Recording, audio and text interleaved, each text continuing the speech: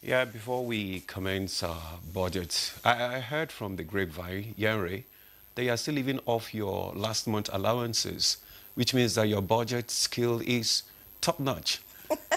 How are you sure of that? Well, I heard. Your source Okay. may not be too correct. Oh, okay, no problem. Since independence, budget implementation has generated serious debates across Nigeria.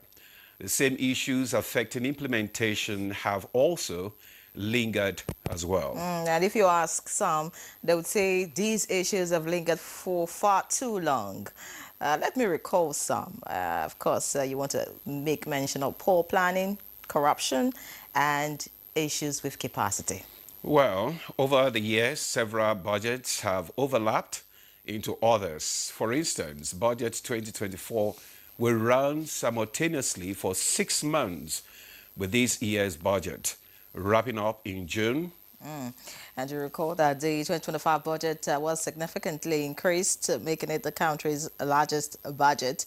Well, some would disagree, based on the exchange rate, You're But right. now this implies that the country would have more money to spend this year. Now, though concerned persons are, however, seeking caution and fiscal discipline to ensure that inflation figures stay as low as possible.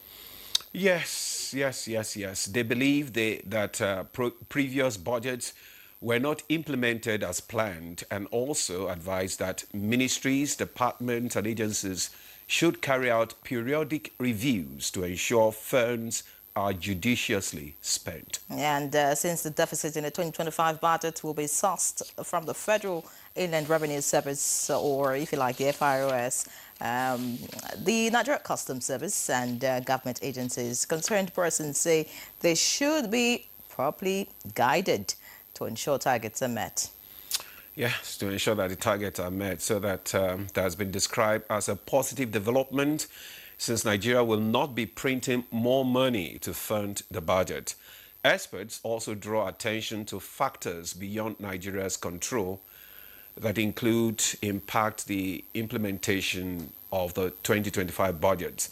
Some of these issues include the fluctuating exchange rate of the naira, the country's oil production capacity, and crude oil prices. All right, now the budget cycle is another issue of serious concern for many because of its impact on implementation timelines. They explain that lawmakers have had to postpone hearing on budget proposals directly impacting the next budgeting, just like this one, February. That was when Yeah. it was signed, so let's see how it goes. Well, we just hope that it will be well implemented. The long debate on aligning fiscal policies to monetary policies is even more serious now because of how crucial experts believe this is to Nigeria's economic stability. Let me mention that there is also some attention on sectors where funds for the budget deficit will be channeled. And yes, the attention is on how they will perform. Now, some of them include the Bank of Agriculture, the military, talking about accommodation for military, that's the barracks specifically, military aviation, irrigation, transportation, and border infrastructure. So on and so forth. So on Good Morning Nigeria today, our attention is on budget implementation and issues that impact it. Welcome to the program. I am Ademola Adeoye. And I'm Yanri John. I also welcome you to the program. We're live on the network service of the NTA. This is the very first edition of Good Morning Nigeria for the week. It promises to be outstanding. So we expect you to stay put because this is Africa's largest TV network. And like we always say, you can't beat the rich. Stella Nameti's no. This is still Good Morning Nigeria, live on the network service of the NTA. And just to take the conversation on, I would like to see a background report first. And it's put together by Timothy Yusuf.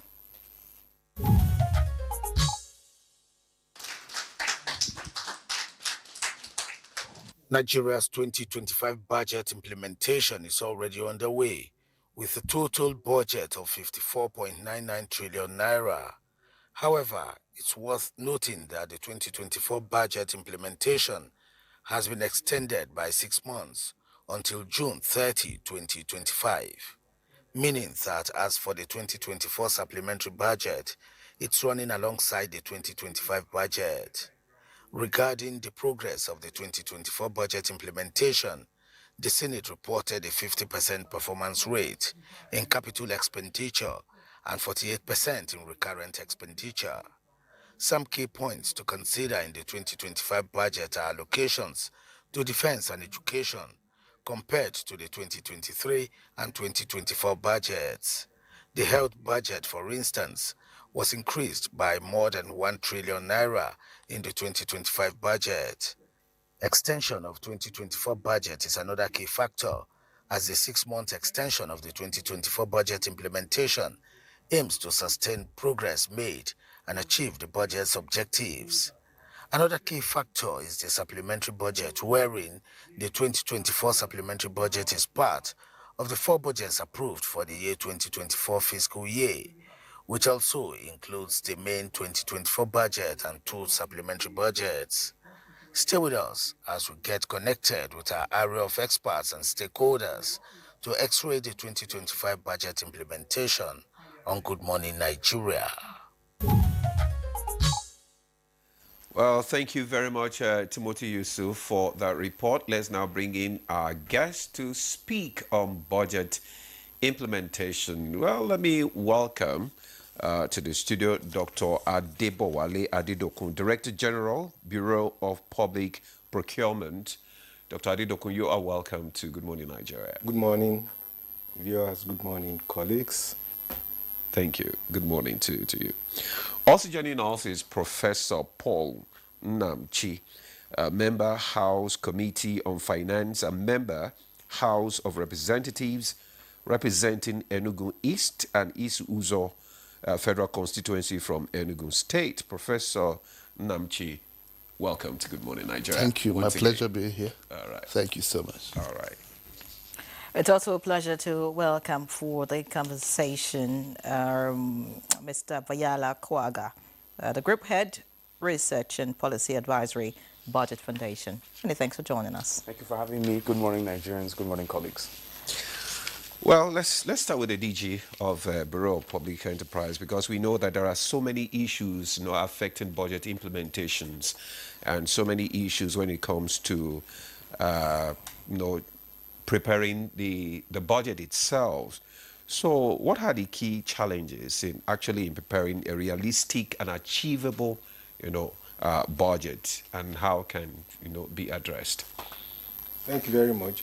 Good morning once again. The question you've asked, I think the honorable member will be in the best position to respond to that. All right. But from the perspective of the executive arms of government, what we've done is that by the third quarter of a preceding year, what we do is government releases the MTEF and is presented to National Assembly, but all the MDAs will be invited to appear before a committee of federal government where you make your presentation. You want to justify what you want to do in the following year.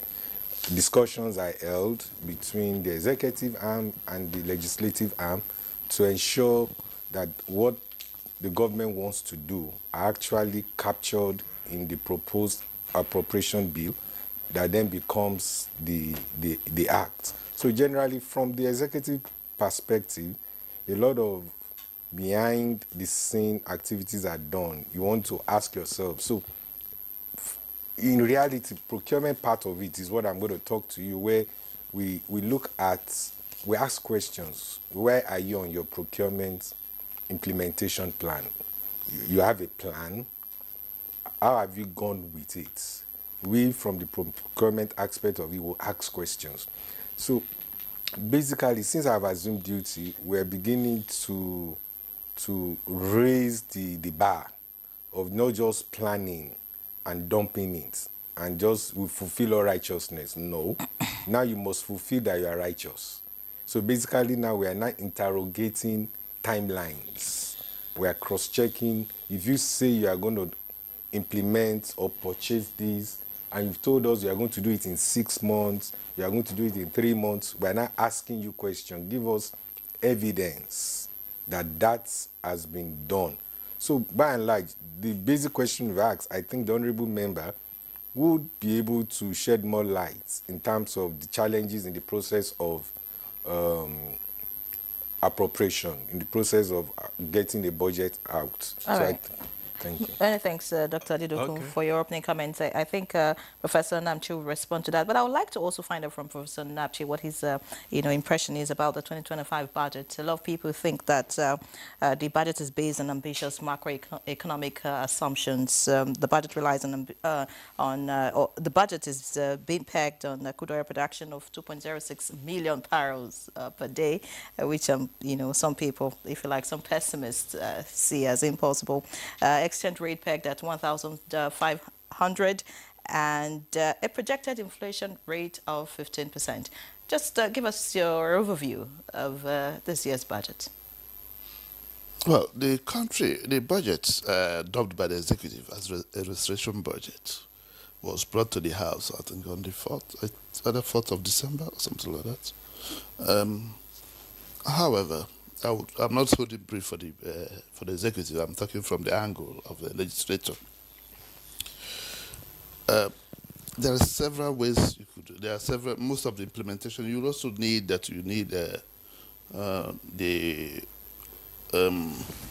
institutional framework for budget to be implemented.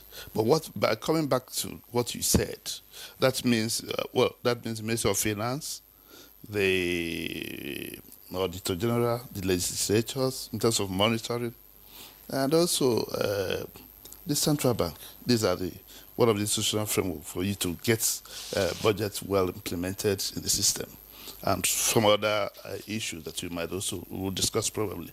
But in the case of whether it is ambitious or not, I think it is doable. Because as at last year, I think I was in this program sometime, and I once said, as at that time it was 1.8 barrels per day, 1.8 million barrels per day. And this one was at 2.0 fractions 6 million barrels per day. It's also good for that we are a bit optimistic. And I also think that most of the crisis in Niger Delta has actually receded. So, and from the federal government angle, they are also making inroads in that of Ogoniland and others, which I feel they must have factored into that in terms of the budget. But also, I also look at what is going on with the tax regime. If the tax is being reformed so that there will be a bit of compliance or higher compliance in the society. If that will be those budgets, the tax regime will be shored up more or strengthened more to avoid a lot of evasion. Plus the budget that's going on. So it is doable, in my own opinion. And also from that angle, because you also have to be optimistic about that, but not overly ambitious, but also it is ambitious. I will also say that it's ambitious and doable, in my own thinking. I think that's the question, whether it is doable. Yes, it is doable, because you will also see from the commentary that there's increased budget in terms of defense. That means the government envisages that the military will also, they need security to ensure that there's increase in production. I don't think you mentioned that from your commentary, you didn't talk about that for agriculture. If there's food security, there will be rural economy. And that's why the government is, putting more money in security so that, the farmers can go to the farms and, improve agriculture and all that. But, some of the challenges that that I asked him, the question, maybe you can throw more light, when it comes to budget challenges, what are the issues involved? The issues in budget challenges. Yeah. One is over-ambitiousness, where you think that budget... I'm sorry, trying to come back to this, but somehow where the executive thinks or thinks that the revenue over dependence on the high income revenue, and also we also know that we are more or less a mono economy where we just have oil is the mainstay in Nigerian economy, and it's a lot of volatility in the system where you can't just determine the price because of by a country. You may have a projection of I think $5 per barrel, and maybe after some time you see it going down. So it is dependent on global issues, not just on local issues. However, in our own case, what we need to do is to show up to have the required number of production, while leaving the other one to global management and global transactions. I think the government expects envisage, not expect, envisage that is doable, and I'm sure that at the moment the oil price is going down, but also our production is also going up. Okay, thank you very much, Prof. Okay, let's come to Viola now. You are the head Research and Policy Advisory Budget Foundation. From your own perspective, let's have your own your opening remarks now concerning this budget preparation and some challenges and how these challenges can be, tackled. Thank you so much. I just hope I don't sound overly critical. I think one of the key challenges that civil society and analysts have observed is the lack of a budget law. So why a budget law is important is because it serves as a guide. Legislation essentially serves to order human behavior. Without laws, human societies would be arbitrary. But laws bring a semblance of sustainability, of order, of cohesion. So you have situations where budgets are brought to the National Assembly late, and the National Assembly is forced to scurry around and review and run through the process. And that's partly because there is no law mandating the executive to submit the budget at a particular time. There is no regulation that prescribes behavior that runs contrary to an orderly system. So you have budgets brought relatively late, giving the National Assembly very little time to properly oversight that budget. A second challenge I think that is really interesting and has come up within the recent years is the publication of implementation reports. Now, without this data, without this information, it would be next to impossible for civil society, for the academics, for the think tanks to properly assess where the government is. I'm just hearing, the report by your correspondent as to how far the capital budget has been implemented. And such information isn't available, where it's supposed to be. Fiscal Responsibility Act in Section 30 mandates the publication of budget implementation reports quarterly, and then a half-year report after 6 months. Unfortunately, there are no penalties, for breach of that provision. So even if, it's not within the power of the Budget Office to determine, this information is not there. So what we have as of today, the last time I checked, I stand to be corrected, is the half-year 2024 budget implementation reports. So we are, 8 months, without information on how well the budget has been implemented. That's the second challenge.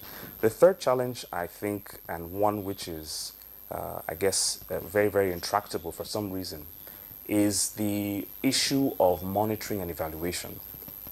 So for you to know that you've spent your money well, you need data on how well the monies have been spent. You need to assess how much value for money has been attained, by your spending process. I'm afraid that far too often this monitoring and evaluation is done in like an ad hoc manner, despite the fact that the Buhari administration proposed and actually came up with a very, very workable monitoring and evaluation policy, that was approved by the Federal Executive Council. It doesn't have legislative backing. So the government is basically free, to go about it the way it knows how. And that way may not provide enough information on value for money, on hitting targets. How do you know if maternal mortality has dropped? How do you know if the number of out-of-school children has reduced? How do you know if energy provision has increased, the incidence of persons with electricity available in their homes from the grid, questions like that. And without that M&E policy, mandatorily applied to the actions of government, it's very difficult for you to know if your budget is achieving its purposes. Lastly, before I round up, the issue of audits, I think that is one that is another intractable issue. Unfortunately, the system we operate doesn't allow for value for money audits and performance audits. What you get is a check, and a check is not very rigorous in terms of assuring that money proposed and money release has been spent. So, these are just a few of the problems. Now, yeah, many thanks, Mr. Kwaga. These challenges you've mentioned have been with us, I mean, over the years. It's not just with this 2025 budget, But you see, to set the tone for this conversation, specifically on the 2025 budget, I'd like to hear your view, what you think about the budget itself. Some have said, well, this budget may just, the content, may just be, if properly implemented. You already mentioned that that's a challenge, but well, if we can surmount implementation challenges, then it's likely going to take us further than where we're coming from. I want to hear your view about that. Do you agree with that line of thought, looking at the fact that in this budget we intend to borrow 9.22 trillion naira, which is higher than 7.83, which we borrowed last year? I mean, just speak about, your concerns in this budget. So the conversation is really around optimism, cynicism. Budgets are plans, essentially. And where you are unable to tie your plan to actionable, measurable results, you will consistently miss your targets. And it's less about how much or how well you spend money, and rather how impactful has the budget been on the lives of Nigerians. Before I go into addressing the 2025 budget, I'd like to preface my comments by saying there needs to be far better coordination between the federal government and the states. Yes, the president gets a lot of flack, people make fun of him on social media, but that same energy should be kept for the state governors, because we operate a federal system, and the Constitution stipulates very clearly the responsibilities of each level of government. There are things, there are public works projects, agriculture projects, education projects that local government should be handling. And, I hear people, in casual conversations say, oh, the president should have done. And I'm like, okay, that's not the president's job. That isn't even a governor's job. So there needs to be better coordination through there's a mechanism the government has, it's called the Joint Planning Board. Now, the Joint Planning Board used to meet, I think, every year under the Buhari administration. I'm not sure whether they've met under this new administration. But that essentially was a stock-taking exercise where all tiers of government, or at least the state governors and the federal government, would meet to discuss and plan and ensure that where the federal government is going, the states can cover the field that has been left behind. And that brings about coordination and cohesion and ensures that resources are spent well. So looking at the 2025 budget, I mean, it's ambitious, but I think that's what Nigeria needs. If you look at countries similar to Nigeria in terms of population, or countries with a far less, 1/3 of our population, they are spending twice, 3 times, what we spend in our budget. So the issue really isn't about we're spending too much. The problem has always been spending well and coordinating your spending. I think Kenya's budget, 2024 budget, was around $50 billion, if I'm not mistaken. And Nigeria's 2024 budget was not, I don't think it was shy of 30 billion, thereabouts, if I'm not mistaken. So there really needs to be more spending, actually. Even the usual suspects of high recurrent expenditure, we actually do need more teachers, we do need more doctors, we do need more policemen, and that would increase the recurrent wage bill. But again, those monies need to be channeled to the brick and mortar people who eke out the government's policies, the doctors, teachers, and policemen. For capital expenditure, I think this budget is also very ambitious. Again, we do need to spend more in terms of infrastructure.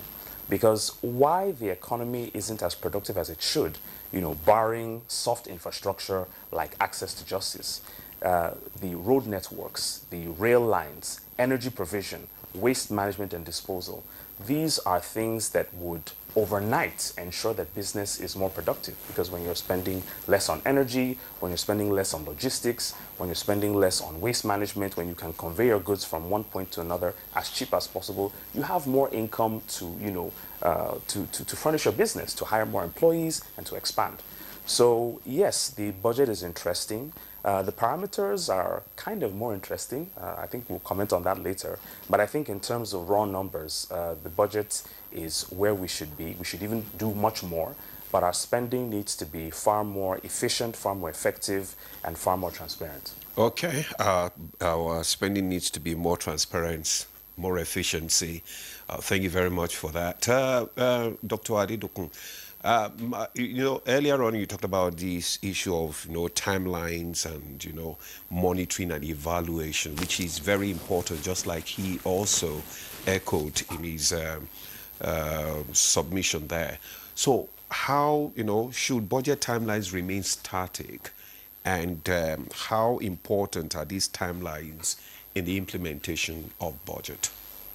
Thank you very much. So, the idea of having a budget, as been said, and the parameters set as we've all heard, is the issue of compliance. And that's where procurement plays a critical role. Over the years, we've not seen so much in terms of compliance.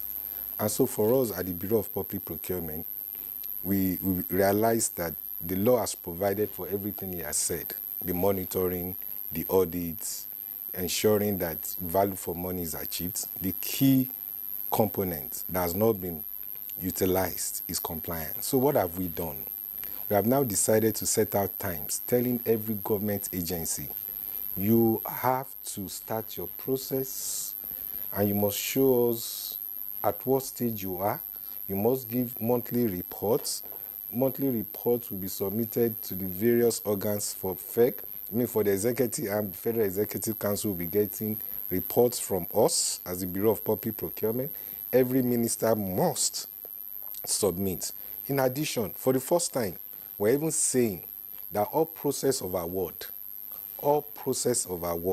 must start and end by the end of May 2025.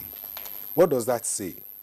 That says that now government is serious about implementation. That means you as a government agency, you have the responsibility to make sure you determine when you advertise, how you evaluate, when the contractor will go to site, when the contractor is going to complete it. And then the second half of the year, we're now saying that we're going to the field. The field means every minister, every chief executive has the responsibility to then show in practical terms the implementation of their budgets. So it's no longer business as usual. Right?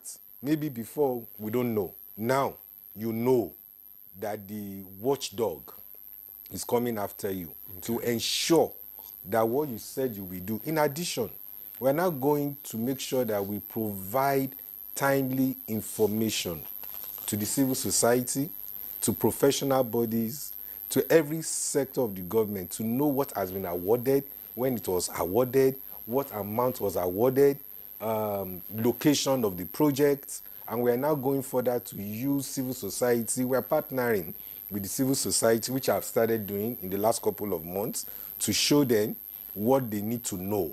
We're talking to professional bodies to say this is what it is, and we need you. Right now, the challenge has been that there's not been strong synergy between the executive arm or those of us involved and those who are outside there, the professional bodies, the civil society. So there's now a closer relationship whereby we can't be everywhere. But these people are out there. So they can tell us this rail line you are building. You say you're going to build 5 kilometers of the rail line. BPP will give them the data, the information. They can verify.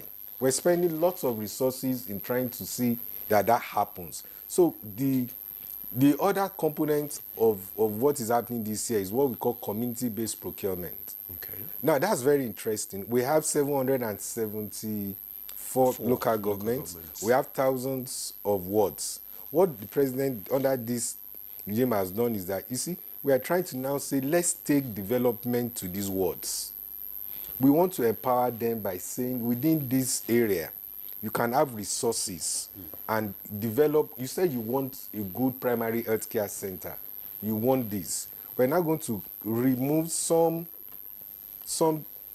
conditions that inhibit development in those areas. So we're now saying that, let us see, amount of money has been given to you for agric, for this, for this. We want the local businessmen in that particular area to have that particular amount of money to do that job. So it's going to, you can imagine the chief of that environment seeing 10 million naira given to his ward and having the right person to handle that particular job. He will make sure that that primary health care is well built. Because if otherwise, the whole community will get at him. So government has said within a particular threshold, and as we have heard, President is trying to up the approval threshold that will also help to improve the turnaround time of project implementation. Because if you increase the threshold, you are also giving more room for ministries, agencies, parastatals to be able to move faster rather than waiting for higher approval. And by that, we lose time. So a lot of things have been put in place. Like Do you you mentioned, have enough officials to, carry out all this monitoring and evaluation you are talking about? Okay, or so- are you working with subnationals, that is the state government and local governments? All right, so again, we can't continue to do the same thing the same way and expect a different results. What we're saying that we need all critical stakeholders to achieve this. One is the civil society. So we're going to give them all data and empower them to go to the field and check. We have professional bodies, engineers, architects, medical professionals, agri professionals, IT professionals located across the country. We want them to have that power to be able to give feedbacks on what is happening in those sectors. You see, we must go sector-wise. We can't be a jack of all trade and be a master of none. We expect engineers to monitor the roads. Nigerian society engineers, the current, they should be able to tell us the quality of the road being built from Abuja, Kaduna, Kano, Portiscom, in every local, because BPP is just the regulatory body coordinating to ensure these things are brought to life. So associations, professional associations needs to up their game to be able to tell government this is quality or this is substandard. The second leg is the subnational level, the states. We have a platform where we are working with the states bodies to be able to say, we are giving you information about federal projects located in your states. Please give us up-to-date reports. At the local level, we also have Algon. I want to let you know today that we've met with Algon, the 774 local government, the coordinating, the chairman and others, to say for the first time, we're churning out a process, a collaboration, to say in your local government, this job will be done, this project will be done. Can you, as the chairman of that local government, we want to work with you to give us timely reports of what government, federal. I know the interesting thing is this. Federal government, once it's done well at federal government, it has a way of rippling into the states and the local government down to the wards. So we are the big brothers. So we are now pushing. We are pushing. So I call ourselves the enabler. We are the facilitator of the transformation of what the Renewed Hope agenda is bringing to place. The other part I need to mention, where he said the sanctions. You see, no matter how beautiful all these things we have said are, and we don't institute a kind of sanction mechanism or debarment mechanism, people will always get away with what they did last year, thinking it's business as usual. No. Right now, we form a very strong anti-corruption relationship with ICPC, EFCC particularly, and Code of Conduct to say, look, there are audit reports.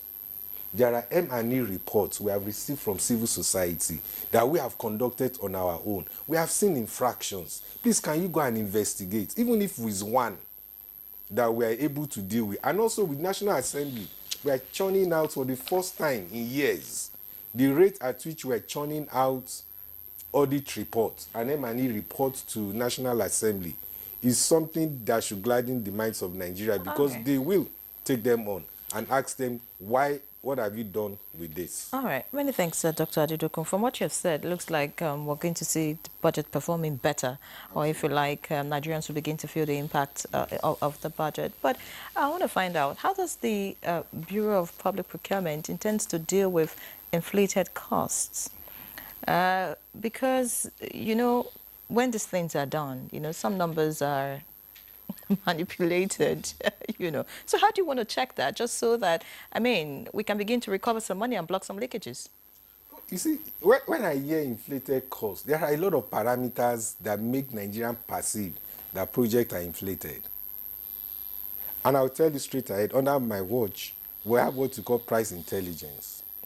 What we're doing now is, when we receive a request, by the way, prices, once we advertise, and that's the goal, once we advertise projects, we understand that there are exceptions to that law of advertisement. We understand that.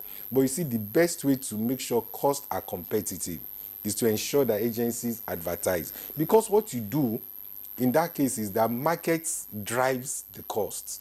Don't forget, in preparing your cost of a project, you are going to look at cost of security. You are going to look at cost of providing fuel. You are going to look at cost of payments, cost of funds. All these are parameters that determine how the cost of a project will be. So there are other arms of government that are dealing with timely payments to contractors. So at the end of the day, when we see that a project costs so, it's not because it's being inflated. These are the parameters that makes it look. But however, from our side, is that we are not doing what is called, we've created a unit called Price Intelligence Unit. Okay. That Price Intelligence Unit is to daily monitor cost of items, off-the-shelf items. You want to buy AC, you want to buy these. Those are commonly used items. If you go to construction, we are relying on the data that we are working closely with Ministry of Works and other agencies that gives us what rates are happening. So we're going to soon publish, because all over the world, there has to be a benchmark. It's no longer going to be at your discretion. No, there are parameters that determine what a cost of 1 kilometer road is. And I can tell you, those perceptions we've been able to significantly, in the last 3 months, look at projects that come to us and benchmark. I can tell you confidently, we are seriously benchmarking. And we have reported how we have reduced projects that seemingly should have been this. Based on benchmarking, we have brought it to what is fair globally, taking into consideration that projects are determined by provision of security, provision of power, and other parameters. When we are able to sufficiently guarantee that a contractor gets a contract today, is assured that he's going to get payment as at when due, it will reduce his cost of project. If he's guaranteed security along the path of which he is working, he's going to reduce his cost of project. If he knows there's sufficient power, he doesn't have to buy this all the time, his cost of project. So this current government has now brought innovations in terms of use of other alternative sources of power. So with all these ingredients, we are beginning to see downward in terms of cost of project. I can tell you that we are beginning to see a downward. It's gradual, but I think with time, the cost of projects of doing business in Nigeria will also be... Can you be specific? Can you give us specific numbers of the ones that have gone down? Well, you see, there are a number of projects, again, that I won't be able to mention off-air, but I've seen under my watch how we have benchmarked, and the government is happy. Nigerians are happy that the BPP is watching and is scrutinizing those costs. And those agencies know that you can't just bring any price about a project, somebody is watching and will give Nigerians the Prof. actual cost of that project. Prof. Yeah, I mean, in the law, just like he said, and that there is we don't have the proper, legislation concerning budget monitoring and implementation. Are there provisions in in our law concerning budget, monitoring and evaluation, and ensure accountability in budget implementation? Yeah, I think from their own acts, it is meant to reduce bottlenecks. This is also another elephant in the house. The bottleneck from various agencies or coordinations, but also the transparency. I think most of the things he's talking about is making procurement transparent. That's most of the things he's talking. But this is not part of this. Is not the only problem in the budget. As for the accountability of implementation, I would say that the PAC, the Public Account Committee, which usually headed by the National Assembly people, I think from last year, I know within this week there was it says a report of recovering $34 million owed by the oil companies. There was also ones that had, you see, the areas where people would do their transactions, maybe paid through remitter and others, and it doesn't get to where they get it. National Assembly have been able to get a large chunk of money from those banks. So the National Assembly is also looking at the certain procurement process. However, there's also procurement committee in the National Assembly, apart from that of Public Account Committee. You also have to see that the Accountant General or the Auditor General sends annual reports to the PAC committee. Mm-hmm. And what they do is that they evaluate from the report they have gotten whether the company is qualified, for how long has it been registered, what are their profile, and also the implementation. Where was it? Where has the money gone? What is the process of transfer? These are also checks and balances that will come later. There is a lot of infractions that they send, and it's a transaction from everywhere, including monitoring the Accountant General. So these things happen, and the PAC sits on daily basis from Monday to Friday, as against every other committee. But this one sits, and it must be from the opposition. The head must be from the opposition, not the ruling party. So just the exact means of check. Then, upon this, the National Assembly also sends their own monitoring and implementation to various ministries. They might not go often, but they also do this on a regular basis, sometimes uninformed. But you also have a situation where there is quarterly evaluation of what has been done. And before you present your budget, the National Assembly will ask you for present your monitoring implementation for the last year. However, you also do need... That's supposed to be part of your oversight functions. Yes. So that you suppose it. Just for instance, somebody will order for computer today, this last year, and next year he asks order for the same computer, or order for furniture. Next year he orders for furniture. You ask him, is the furniture, is anybody employed to bring the furniture at the end of the year? You understand? These are some of the things you see in the budget. Or you have somebody that maybe you have 20 employees, and they are buying 100 computers. Who is using the rest?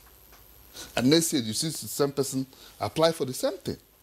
So these are areas that you could see. However, maybe there is also a snag in reporting or trying to make the public aware of this, because these are most of the things that the public need to be more aware of how this is done, what has been done, and others. Like this one, the ones I just mentioned that was recovered last week. I don't think the public are aware of it. I'm aware because I know the system. I also am a member of PAC, but I also want to draw our attention to the issue in terms of budgeting. Most of the problem we have also is the high debt burden in the system. If the debt burden is so high, it will be difficult to have a lot of money for the economic development and also for social welfare of the people.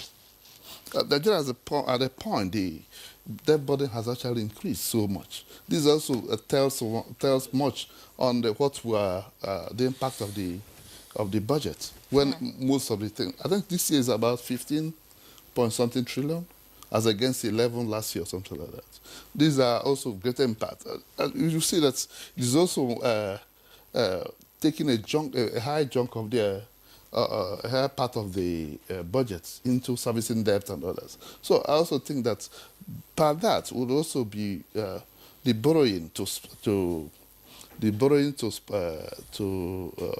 pay for budgets is also a lot of things that is also hampering the system. Right. If you borrow this year, next year, it will tell on what you have next year. So it must be a manageable debt and making a law of debt ceiling, just like you have in US when you have a debt ceiling and all those. Yeah, we don't. These are very important aspects that might be looked into. Professor Namchi, I'm sure that Mr. Kwaga would respond to, that borrowing part. A lot of people have said that Nigeria must continue to borrow. Because like you have said, we need to make our budget really big. We need to do a lot of big things. And of course, hopefully we can always pay back this debt once the economy is stable. Yes. Borrow responsibly, of course. And that's where the issue of transparency, having efficiency in the whole implementation process and all of that, just so that it leads to a better economy, which eventually we'll be able to pay back without stress. But, you've mentioned a critical aspect that there's lack of information out there for the public. And I'm asking, whose fault is it? Because, we see House of Assembly, go for oversight functions, and the National Assembly, do oversight functions, and they do that behind closed doors, without coming out to address press on what was discovered, what happened, and what went wrong. So some of this information are if you like, concealed. No, so maybe the question is, what should we be doing right, just so that the information is out there? But talking about the public and getting the information out there, public participation in budget process is also important, Mr. Kwaga. What do you think? Because, we have a lot of, looking at 2025 budget, for example, I'm sure there will be some things in it that the people do not really need. It's like you're talking about building an airport, for example, when the people are looking for access road to their farms so they can, get their produce to the market. And then you're talking about an airport or maybe a stadium or something. Engaging the public to know what exactly they need, to make their lives better. Do you think we're doing all of that? As well as possible. Just a moment. Before you answer that, let him just answer that other aspect of oversight functions. Yeah. All right. Let me tell you, before every committee has a department of press corps attached to them, and wherever they're going, they pay for. Obviously, NTA will follow. They pay for. It's not about following; it's about the information that is. No, it's not. It's done in the open. So they are there during the evaluation. They are there during the monitoring. They are there for the press conference. Before you leave an oversight, you must give a press conference. Mm-hmm. So it is maybe under reporting somehow. And when you are actually in the committee room, even during budget, they are there. Do you understand? So I actually think maybe. There's low reportage in this case. So the National Assembly goes to you can't go for any oversight function without the press. It is a rule. So it isn't about the information. But what may happen is that maybe when most of the report comes out, it is about last year evaluation. Maybe. But on daily basis, on monitoring basis, the National Assembly goes with the press corps, both from those in that state and also those coming from National Assembly. It's a rule. And that's why you have the press corps there. If you ask most of the workers in National Assembly, every committee, you have an attachment that of people from NTA, maybe from other organization. And they also don't pay. They don't pay for their own trip. The National Assembly pay for them to get there, and also pay for their upkeep till they come back. Okay. Well, now you're putting the fault on the doorstep of the media. We'll talk about all of that. But Mr. Kaga, I'd like you to respond to, public participation and what exactly is public interest compared to projects that are meant to make an administration feel good. So the first thing you talked about was who's responsible for providing information. I'm afraid I'll have to bring that to the doorstep of the executive because most of the regulation, the oversight, the authority and control, lies with the executive. So for instance, when you're talking about the provision of budget data, like I mentioned earlier, the Fiscal Responsibility Act in Section 30 mandates the Budget Office to provide this information, but there's no penalty. So essentially, we can go about not having budget implementation reports. Part of the blame also goes to the National Assembly, I guess, because the Auditor General, for instance, is meant to have reports from the Accountant General for him to consolidate his audits. But there is no stipulation in law mandating the Accountant General to submit it within a particular time. So the Accountant General basically has, so when it comes to the monthly submission of monthly reports, there's an open window for the Accountant General. Yes, order requires them to submit these things on time, but there's a window for them, not to do so. And even the Public Accounts Committee, that he mentioned earlier, that the Honourable Member mentioned, there's no law mandating the Public Accounts Committee to present that report from the Auditor General to the public within a specific time. So they have some level of freedom. I guess the framers of the law had an idea, that this process is complex. But the disadvantage of that is that audit reports tend to come out later than they should. So when it comes to the issue of public participation, during the 2023 budget, if I'm not mistaken, the Speaker of the House invited several civil society organizations for a town hall meeting. And I thought that was quite remarkable because it involved honorable members of the House, principal members of the House as well. The chairman, the House Committee Chairman on Public Accounts was also at that meeting. And there were several civil society organizations there, some of our collaborators were there. And there was a robust conversation, between us. Unfortunately, that was not replicated. So, we are beginning to get a bit worried that the public isn't carried along as they should be. For the 2025 budget, the National Assembly had the budget brought very late. So I suspect there was little they could do. Is that an excuse? Well, it depends on how you look at it. So if you are brought a budget, in December, before you carry out your planning, before you carry out your internal administration, you also have to think about the orderliness and the cohesiveness of the process before you think about, calling civil society. Far too often, you would get poor responses because there really isn't enough time, to call people around. I'm not exonerating the National Assembly, but I guess in some way the submission of a late budget, hamstrung them from calling the public in. But they still could have, even if it was virtual. Because a lot of civil society organizations, have relatively good internet capabilities. So, that's just by the way. But I think that there does need to be greater inclusion. Like the DG of the BPP just said, we are collaborators. We are not antagonists. We are co-creators in this democracy, in this development that everybody wants to see flourish, because it's in the interest of the National Assembly, the executive, and civil society that Nigeria thrives. So we're all out, to see that process come to fruition, or at least see the country develop. So very quickly, before I round up, I'll just say that, we want to implore the National Assembly, to take the stance of the BPP and call civil society, into the room. We are eager, we are willing, we have a lot of information, we have a lot of data that we think would add a lot of value to the work the National Assembly does.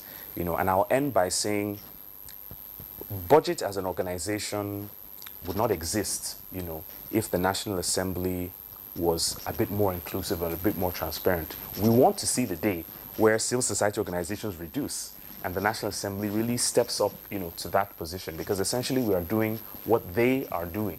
you know, and that gives civil society some level of legitimacy. But the ultimate power actually resides with the National Assembly, and we want to see them do more, step up to that plate, you know, more than often. Okay, thank you very much, Mr. Viola.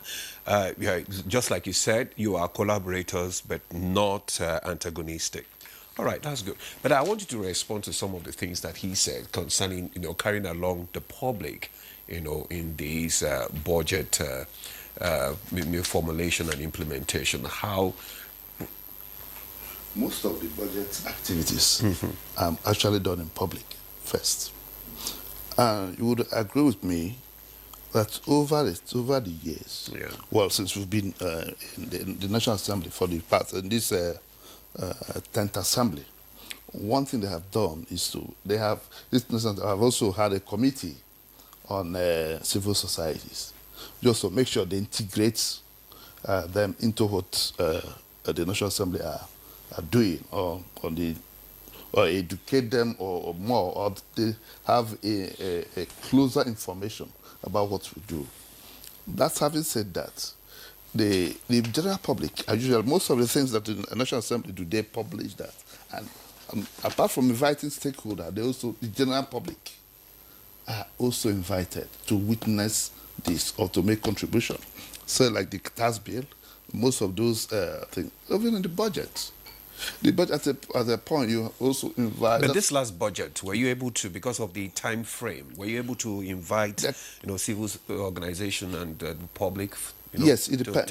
Yeah, it depends on, because it's done department by department. Yeah, they were there during the budget. And the only problem you might have is that for scrutiny, the House of Reps would have done theirs, then you collaborate with the Senate. But when, because of that, because of the limitation in time, then you see joint sections, because of the time frame. You have to do joint sessions, whereby, but initially it could have been the House will be doing their own, the Senate will be doing their own, so that the Senate after would have maybe improved the quality probably.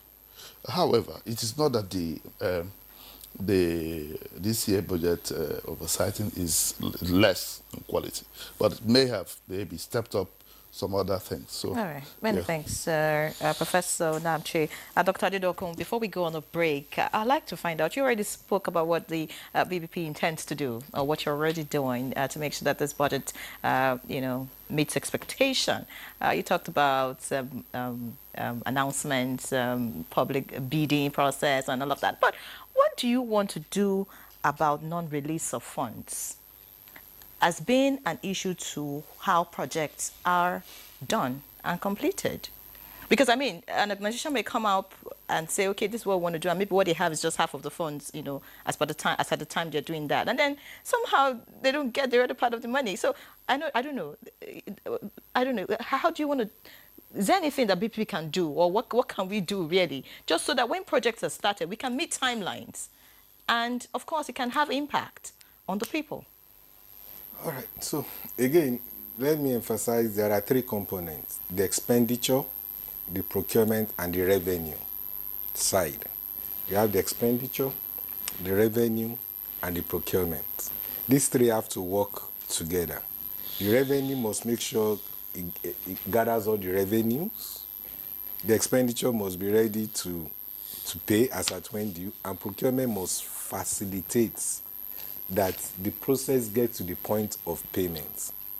Now, what do we do? In terms of funds, I have seen the last couple of weeks the intention, the directive of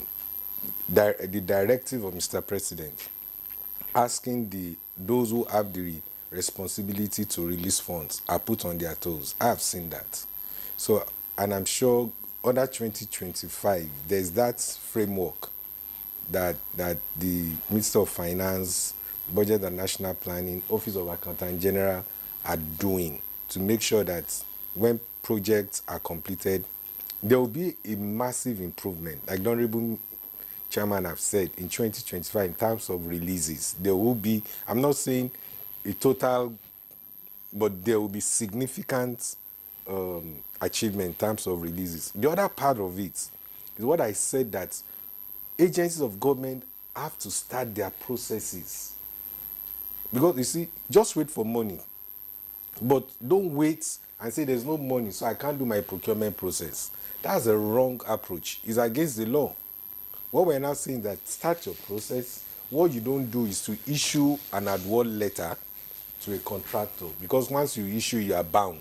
But start the process and wait. When the releases are available, then you pay. Interestingly also, is to know that even in contractual processes, there are milestones.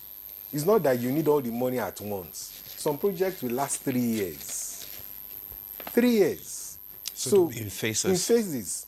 Some projects But we will also last. know that there are projects that shouldn't last that long, There are- but delay as a result of non-release of funds. Yeah, so that's what I've just told you now, that there's a deliberate plan under 2025 to match what you are awarding with timely release okay, of DG, funds. we'll take a break now. When Okay. we come back, you will complete your thought.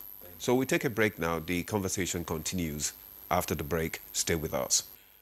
Yeah, thanks for staying with us. You're still on to Good Morning Nigeria on the network service of the NTA. And our conversation is still on budget implementation and the issues surrounding it. We have our guest still in the studio. And before we went on break, Dr. Adidoku was speaking on the release of funds for project implementation. Can you quickly just complete your thoughts there? Yes, like I was saying, basically in terms of release of funds, we expect the Office of Accountant General of the Federation, who was just appointed recently, to ensure that releases are made to all the MDAs. I can tell you, under 2024, a lot of projects are waiting for payment. And I'm sure, based on Mr. President's directive that I'm aware of, the Accountant General is expected to make sure that those projects are paid for so that Nigerians can get value. The bottom line is value for Nigerians. They want to see good roads. Of course. They want to see good hospitals. But how do you manage when you have a budget of 1 year spilling into another? For instance, the budget of 2024 now spilling into 2025, which is going to run up to June of this year. So what are some of the issues that you encounter as a result of monitoring both at the same time?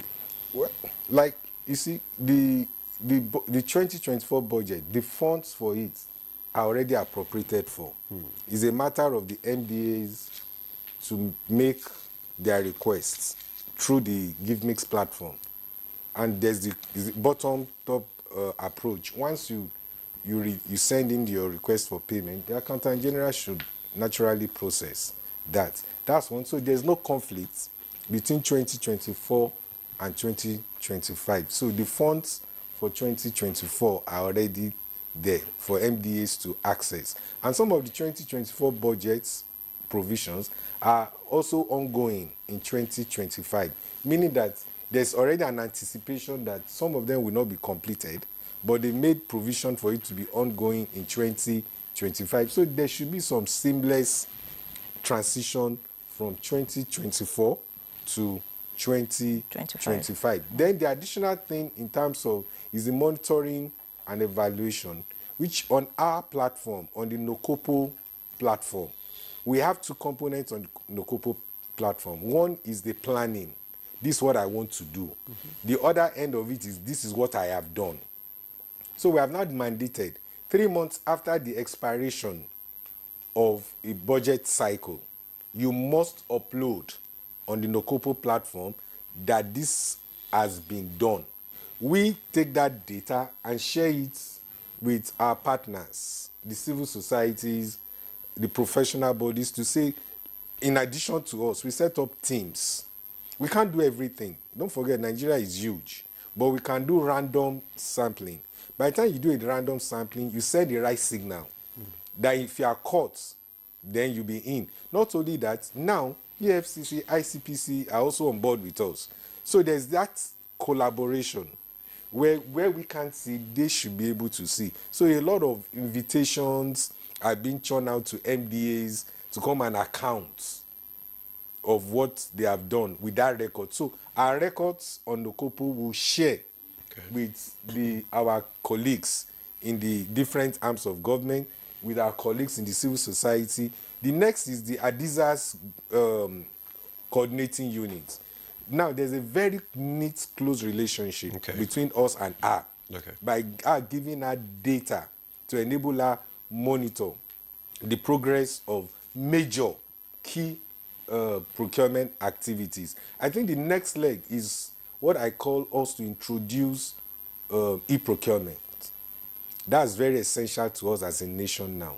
We're huge. So by the time we're able to introduce electronic procurement, anywhere you are in the world. That's bringing in technology. Yes, technology, use of technology. Once we can do that, I've been in a particular country where they are doing a road construction, and I didn't see many people. So I went to the engineer on site, and I said, please, how are you monitoring? I just noticed that on the equipment, there's a monitoring gadgets that as the project is being worked on, is feeding a central system. So it's real time. So they will know the quality. They will know the quality, the timing. And that's what we will enforce. We're trying to do electronic procurement, and the next level is to see if we can introduce real-time monitoring of projects. Another end is to get presidents and other key people to have a dashboard. We want to create a dashboard where, as projects are awarded, every stage of implementation, every key people are seeing it on the screen. Just like you have the tower, where you can see how all the aircrafts are moving, where they are at every point in time. We want to translate that to the procurement process, where we can see the cycle. Oh, you have done this, you have done this. National Assembly, on their own, electronically can see. The executive can see. Where the contractors have defaulted, have there been sanctions? Because there are a lot of projects that we see, they'll put a time frame, maybe 1 year, 2 years, and after 4 years, the projects are not just completed, and we don't hear anything. Have there been sanctions, you know, of such in the past? Yes, again, in time past, we have seen a bit of a low downside of it. The attack has always been on government officials. And you know, to do the wrong thing, you require two sides, the demand and the supply side. So now we're checkmating the demand side. Now we need to get to the supply side. Now, if a contractor, in fact, in recent weeks, we have also forwarded names of contractors under my watch to investigative body to ask them to refund money. Some have been written as I'm talking to you. Some contractors have been asked to refund government money that they have collected without delivering projects. Many more are undergoing investigation. They're not in public space. We don't have them. Yeah, because it's an investigation. At the conclusion, you can't just go to the public and say you have been found wanting. However, what we are doing now is that we're creating on our platform complaint mechanism, where on our website we want public to tell us the location where a contractor is working and is not performing. That data will help us. We're also going to debar. There's a debarment process to say contractors who have been consistent in doing wrong things. We are going to publish them so that nobody patronizes them anymore. All right. Many thanks, Dr. Adedokun. You know, because of time, we need to begin to round off this conversation. You know, many thanks for your thought. But, you know, on your response about government being, it's always the government side whenever a project is not completed. A lot of people get to say, well, without, you know, people in government compromising with the contractors, I mean, the contractors cannot, you know, dare to do what is wrong, you know. But maybe, of course, like you said, with these sanctions, we can begin to see a change. Mr. Kwaga, as we round up the conversation, we're talking about budget implementation, and all of that is because we want the average Nigerian to feel the impact of government. We want budgets on paper to translate to reality, I mean, to infrastructure, to good roads, to, I mean, better services for the Nigerian populace. Lack of continuity is also another issue that has affected our budget implementation over the years. A DG is changed. For example, I mean, you can hear the DG of BPP with so many great plans. He's changed tomorrow, all of that goes. I mean, somebody else comes with I mean, something different. You know, there's a school to be built, and then something just happens to whoever is in charge, and then the school is stopped. They are thinking of starting foundation for a new school. I mean, at the end of the day, we don't really see, you know, tangible things on ground, or if you like completion, or if you like projects that would better the lives of people. What can we do about that? Is there anything that we can do just so that, irrespective of administration, people in government, who is the head of the agency or whatever, projects that are started are completed? So the first thing that needs to happen is, again, I guess with the National Assembly, we need legislation. Legislation that ties budgets to medium to long-term plans. There has to be some law that structures how budgets are passed to those national development plans. And infractions, deviations should be punished. If we do not have those laws in place, you know, administrations will come and go and rightfully decide to change their minds because there's no law preventing them from doing so. Another thing that needs to be done, again, the National Assembly, is we really need a budget law, an organic budget law that stipulates what the executive does when they do it, what the National Assembly does when they do it, how the budget implementation process, the monitoring, the evaluation, the audit, and the repeat of that cycle, you know, is to happen. If there are no laws guiding society, society will, you know, be arbitrary. And, you know, you have the things that we see today. Thirdly, you know, like I mentioned before, there needs to be better synergy between the three tiers of government, from local government to state to federal. That joint planning board needs to meet more frequently, and there needs to be public engagement, you know, in how these projects are conceptualized and how they're implemented. Because it would make no sense for a state to do a federal road and vice versa. There needs to be some cohesion, there needs to be some sustainability, there needs to be some you know, some well-placed provisions that speak to specifically what these various tiers of government should do. I think if those things are addressed, you know, by and large, I think the budgets will translate to better realities. Okay, thank you very much, Viola. Prof, he talked about the need for us to strengthen, you know, the legislation, especially when it concerns, you know, budget monitoring and implementation. How do you go about now strengthening the various institutions and agencies responsible for this? From the conversation we have had so far. I also want to say that we are not short of laws. What we are short of is implementation or compliance. However, there's room for improvement. But you know, at the end of every third quarter, before the budget, the ministry, every organization's revenue generation will come with their MTEP medium-term plan, because the budget has to be tied to that MTEP. So they come up with it. So no budget is yearly. It's tied to the long-term plan. And they are mandated to come to the National Assembly, most of the Committee on Finance, to defend them and ensure that these are the paths from the executive will do. They force the ministries to come, the agencies to come. When they come and present this, they evaluate them as before the budget. And when the budget needs to tie to them. Maybe the legislation is talking about will be, are they really tied to the long-term plan? That's development goals. Are they really sustainable? Are they really accountable? These are the things. Then, before you start talking about innovations and others, maybe these are the areas to be done. I'm not saying that every law has been cooked completely, that everything has been done.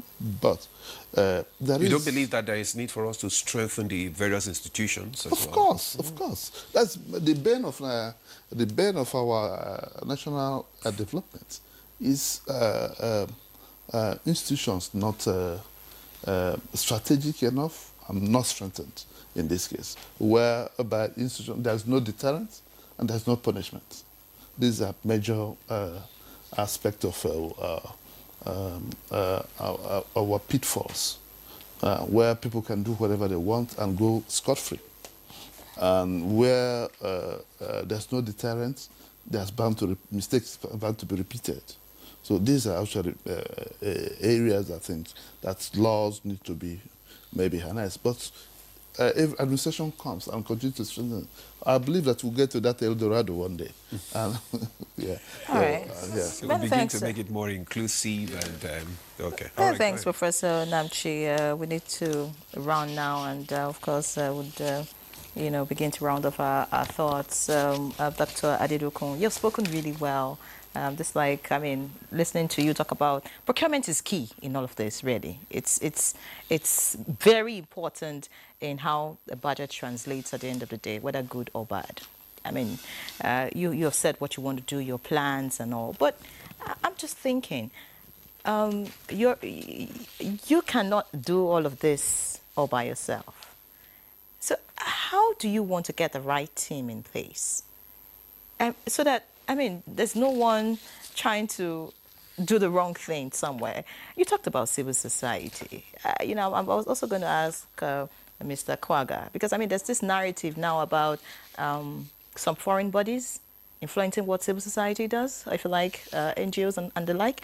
But speak to us in your own space. How do you want to get the right team? We're talking about Nigerians too. Yeah, just so that we can get this done and get it right. Thank you. First, we need to build trust in the public. It's key. Nigerians have to trust us. I need to endanger in the hearts of Nigerians that things are no longer the same. Public trust. Secondly, is what we call inclusiveness. Right now, we need to get women. I've said it several. If you are going to cook a good food, forget whatever anybody will say. A woman cooks and this is a good food. Please say that louder.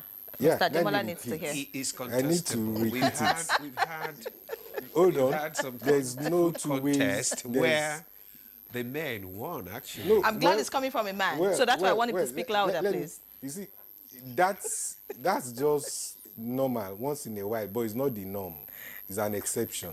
Women are endowed to cook well. No doubt. And they are managers of resources. No doubt. If you give a woman money, go back, you will find that she has kept some change.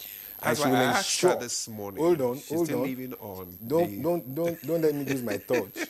Women have a way of cleaning the house well.